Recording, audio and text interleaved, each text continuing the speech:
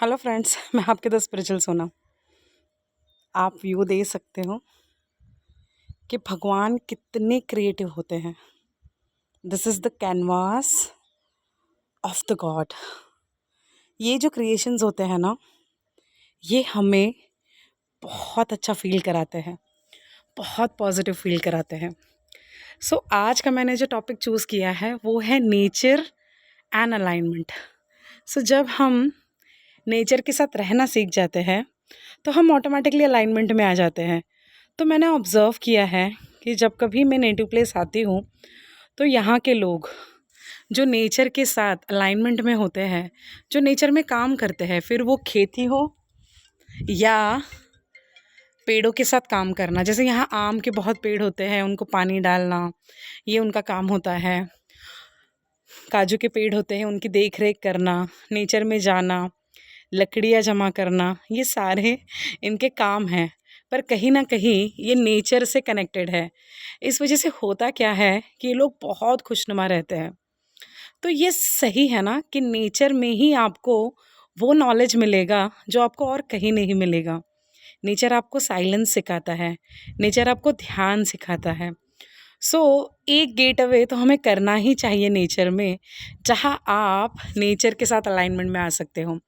तो जब आप नेचर के साथ अलाइनमेंट में आते हो ना, तो बहुत सारी बातें आपके जीवन में ऑटोमेटिकली होना शुरू हो जाती हैं। तो उससे आपको बहुत शांत फील होता है, रिलैक्स फील होता है, काम फील होने लगता है। तो इसीलिए नेचर में आना बहुत ज़रूरी होता है।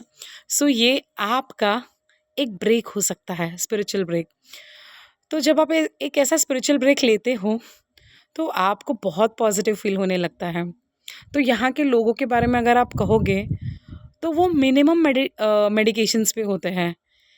बहुत कम मेडिसिन्स वो खाते हैं क्योंकि वो नेचर के साथ रहते हैं, वो नेचर में बातें करते हैं, वो सूरज की पूजा करते हैं, वो चाँद की भी पूजा करते हैं। सो चाँद भी आ चुका है। ये सूरज की पूजा यहाँ होती है, चाँद की भी पूजा यहाँ होती है। तो ये बहुत सारी बातें हैं जो हम इनसे सीख सकते हैं। सुबह उठते ही ये उगते सूरज को अर्घ्य दिखाते हैं, मतलब पानी देते हैं। पानी देने के बाद मंत्र होते हैं। उसके बाद बहुत प्यारे प्यारे बर्ड्स भी आपको यहाँ देखने मिलते हैं।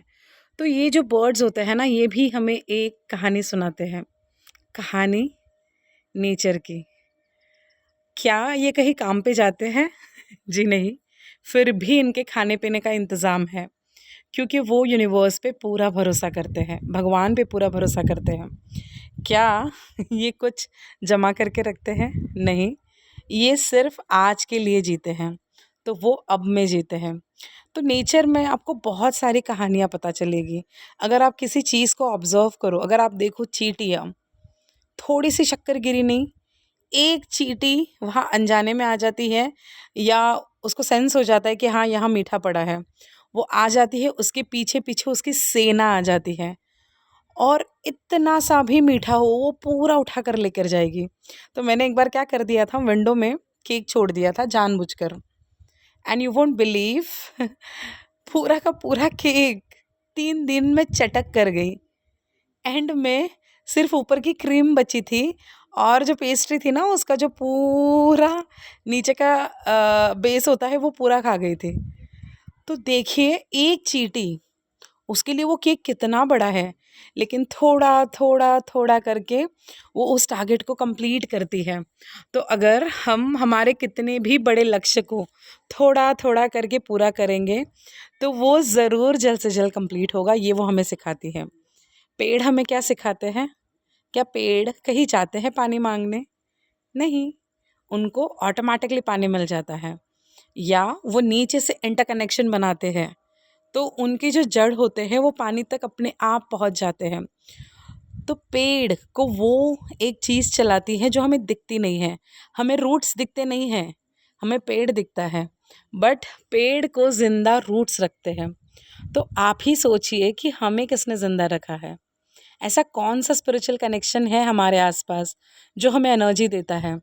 आप नेचर में चले जाओ, आप पानी के पास चले जाओ, आपको एक डिफरेंट पॉजिटिविटी मिलेगी। इसलिए नेचर में जाना बहुत इम्पॉर्टेंट होता है। तो जब कभी आपको समय मिले नेचर में जाना कभी मत भूलना। नेचर ही होता है जो आपको बहुत सारी चीज़ें सिखाता है। तो नेचर में अगर आप मेडिटेशन कर लो, मैं जब कभी ऐसे प्लेसेस पे मेडिटेशन करती हूँ, यू वोंट बिलीव एक डिफरेंट पीस मुझे मिलता है।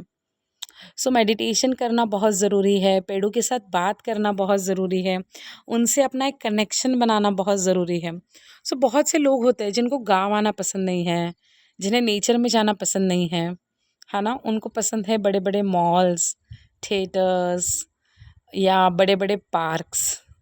लेकिन अगर आप एक नेचर में गेटवे करके तो देखो, एक वैकेशन करके देखो, यू विल बी सो काम, you will be so positive और आपका जीवन का वो एक ब्रेक हो सकता है। उस ब्रेक के बाद सक्सेस ही सक्सेस आपके पास रहेगी।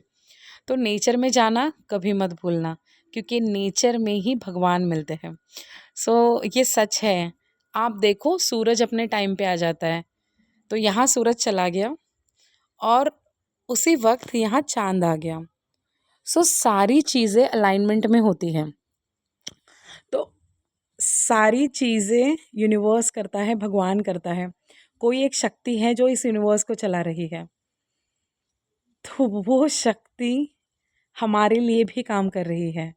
तो जब आप नेचर में आते हो, आप देखते हो कि एक इतना सा बीज, उससे पेड़ तैयार होता है।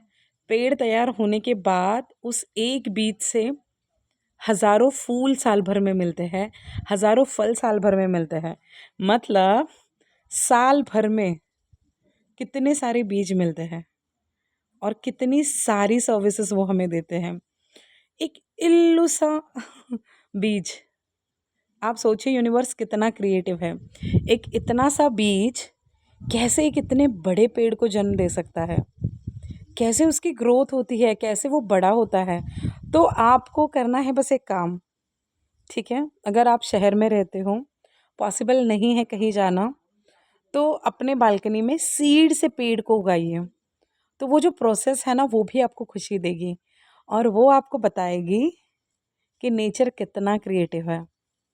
सो आप कोई भी एक प्लांट की सीड्स ला दीजिए, जो भी आपको पसंद है, जो भी फल फूल जो भी आपको पसंद है, और ऐसा सीड आप चूज़ करिए कि जिसकी हाइट थोड़ी छोटी हो लेकिन बहुत बड़ा काम कर दे आपके लिए। तो अगर आप फ्लावर्स के लाते हो ना तो ज़्यादा अच्छा है। तो उसको है ना बिगिनिंग से ग्रो करिए, तो उसकी ग्रोथ के साथ ना आपकी भी ग्रोथ होगी। और ये साइंटिफिकली प्रूवन है कि हम जब नेचर के पास रहते हैं, नेचर के साथ कनेक्ट रहते हैं, तो वो सारी चीज़ें हो जाती है जो हमें मुश्किल लगती है। जब आप देखते हो उस पेड़ को बड़ा होते हुए, तो आपको उस शक्ति का एहसास होता है कि वो शक्ति है जो इस पेड़ को बड़ा कर रही है, जिसने इतने से गर्भ में एक स्पर्म के डॉट से इतना बड़ा इंसान बना दिया। कैसे होता है सब कुछ? कोई भी फैक्ट्री हार्ट नहीं बना सकती, किडनी नहीं बना सकती, लंग्स नहीं बना सकती। कैसे ग्रो होते होंगे सारी चीज़ें, वो भी इतने से स्पर्म से। तो आप सोचिए यूनिवर्स कितना क्रिएटिव है, भगवान कितना क्रिएटिव है। तो अगर ये सब हो सकता है तो जीवन में कुछ भी हो सकता है। इसलिए जीवन में नेचर का हाथ कभी मत छोड़ना। हो सके उतनी प्लांटिंग करना, जितना आप अर्थ को दे सको उतना आपके लिए अच्छा है। तो जितना आप अर्थ को दोगे उससे 10 गुना वो आपको देगी।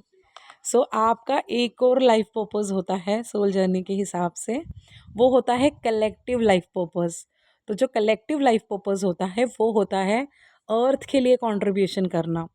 सो अर्थ के लिए कंट्रीब्यूशन अगर आपको करना है तो आपको नेचर में कंट्रीब्यूट करना होगा। तो वो पेड़ लगाना हो सकता है ना? जो भी प्लास्टिक से एनवायरनमेंट को बचाना हो सकता है। आपका एक छोटा सा कदम अर्थ के लिए बहुत बड़ा काम करेगा। और आप जो भी काम करते हो वो रिकॉर्ड डायरेक्टली ऊपर होता है। तो कोई देखे या ना देखे, भगवान ज़रूर देखते हैं। सो भगवान हमेशा हमारे साथ होते हैं क्योंकि हम भगवान के बच्चे हैं। सो अगर जीवन में आगे बढ़ना चाहते हो तो अर्थ में कंट्रीब्यूट करना सीखो। और नेचर में आना सीखो। नेचर में आके कुछ वक्त बिताना सीखो, मेडिटेशन करना सीखो। जब आप मेडिटेशन करते हो तो आपका जीवन वैसे ही बदल जाता है। कैसा लगा आज का वीडियो ज़रूर बताइएगा। सबको लगता है कि लॉ ऑफ अट्रैक्शन सब कुछ होता है, लेकिन लॉ ऑफ अट्रैक्शन के साथ law of vibration, law of nature सब कुछ होता है। हमें सारी चीज़ों पे काम करना है, क्योंकि अगर हम पृथ्वी पे आए हैं तो कीड़े मकोड़ों की तरह नहीं मरना है, हमें कुछ करके जाना है। God bless you all. और मैं आशा करती हूँ कि जल्द ही आपके जीवन में एक ट्रिप आएगी जो आपको नेचर में लेकर जाएगी। Bye, God bless you all.